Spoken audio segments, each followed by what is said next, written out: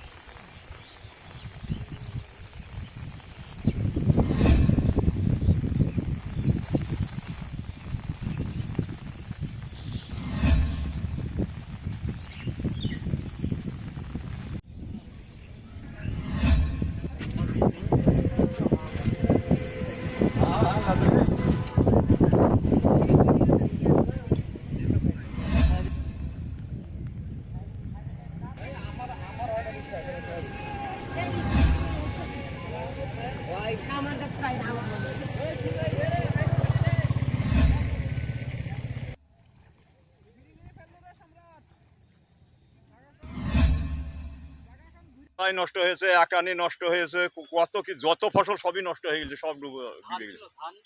ধান এবার না, এবার ধান ছিল। কেমন লোকসান হবে আপনাদের? প্রচুর লোকসান, কোটি কোটি টাকা লোকসান হবে বলা যাবে না। সবার কিছু নষ্ট হয়ে গেছে? সবারই, প্রত্যেক ঘরে, কোনো চাষির কোনো বাদ নাই। জল কেমন বাড়ছে? জল খুব বাড়ছে। গতকালকে সতর্ক বার্তা দিয়েছে জেলা প্রশাসন। গতকাল থেকে আজ পর্যন্ত কতটা জল বেড়েছে? গতকাল থেকে আজ পর্যন্ত নদীতে মিনিমাম 1 ফুটের উপরে জল বেড়েছে, 1-1.5 ফুট। ব্যাপক জল বেড়েছে, মাঠ সব সাদা হয়ে গেছে ডুবি। একানি, কালাই, আপনার হলুদ, এসব কৃষি আবাদের কোনো কিছু আর নাই। বর্তমান পরিস্থিতি ভয়ঙ্কর, খুব খারাপ। প্রচন্ড জল বেড়েছে, ব্যাপক জল বেড়েছে, কতটা আতঙ্কে রয়েছে মানুষ আতঙ্কের মধ্যে আছে। এখন যা বর্তমানে এরকম হলে মানুষের রুজি রোজগার নাই, শেষ হয়ে যেতে। মোটামুটি কত বছর পর এই বন্যা মনে হচ্ছে আসছে? 10 বছর হবে নাকি, এর আগে ভাইসি চলো বছর 4-5 হবে মনে হয়, এটা 5 বছর। নিয়ার মন্ডল, বিশ্বাস করা। এখন ধরেন মাঠ ডুবেছে, ফসল ডুবেছে, বাড়ি ডুবতে বাকি আছে, বাড়ি ডুবলি তো একবারই শেষ হয়ে যাবে। এইরকম কতটা আতঙ্ক লাগছে? আতঙ্ক, ভালোই আতঙ্ক। ধরেন আবাদ ডুবে গেল, মানুষ খাবে কি, এই সব চিন্তাই আতঙ্ক ঘিরে আছে। পাট তো ধরেন পাইনি, কালাই দিয়ে বুনেছিল, হয়েছিল, কালাই দিয়ে খাইয়ে নিল বানে, বানে ডিবে মারা পড়ে গেল কালাই, সবই এলাকা গোটাই। জল তো আরো বাড়বে, কতটা ভয় লাগছে? খুব ভালোই ভয়, জল আরো বাড়লে তো একবারে ধরেন বিপদ হয়ে যাবে।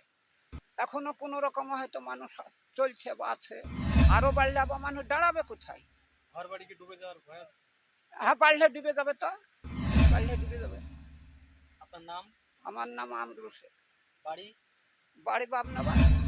কি বাড়ছে, ব্যাপক জল বাড়ছে, জলও যেরকম বাড়ছে মাছ সেরকম সব ডুবে গেল, বিশাল ক্ষয়ক্ষতি হলো। একানি ফেকানি সবজি যত যা ছিল ও কালাই গোটা গোটা কালাই ডুবে গেল, কালা এক একজন 100 বিঘে 50 বিঘে যে যেমন ব্যক্তি সে তেমন বুনেছে, এরকম সব ডুবে গেল। হ্যাঁ বিশাল ভয় আছে, বিশাল ভয়ঙ্কর আছে। হ্যাঁ হ্যাঁ বিশাল ভয়ঙ্কর লাগছে, রাত্রে শুয়ে থাকতে পারছি না, ঘুম আসছে না। হ্যাঁ কাল রাত্রে মাইকে প্রচার হলো যে তাই রাতে যেন ঘুম পায় না, জাগিয়ে থাকতে হবে, তার জন্য জাগিয়ে থাকুন সারা রাত, এরকম একটা ভয়ঙ্কর আসছে। আপনার নাম? আমার নাম নাজিবুদ্দিন মোল্লা, কোন এলাকা? বিসপাড়া, রানীনগর অঞ্চল। বাংলাদেশের একটা টাওয়ারের মতো চিকন দেখা যাচ্ছে, ওই যেহেতু বাংলাদেশ টাওয়ার বাংলাদেশ